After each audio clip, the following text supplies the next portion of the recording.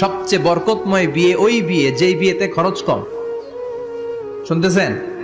হ্যাঁ, আমলের নিয়তে শুনেন। ফাতিমা রাদিয়াল্লাহু তাআলা আনহার সাথে সাইয়েদনা আলীর বিয়ে হলো। ফাতিমাকে যে বিষ্ণু বললেন, আলী আমার কাছে এসে তোমার কথা বলেছে, তুমি কি রাজি? ফাতিমা কোনো কথা বলে না। আবার জিজ্ঞেস করা হলো, কথা বলে না। ফাসাকাতাত, চুপচাপ। তিনবার বিশ্বনবী জিজ্ঞেস করলেন, তিনবারই চুপচাপ। আসুকুতু নিসফুর রিদা, মেয়েদের চুপ থাকা সম্মতির অর্ধেক। জোরে কোন ঠিক কিনা?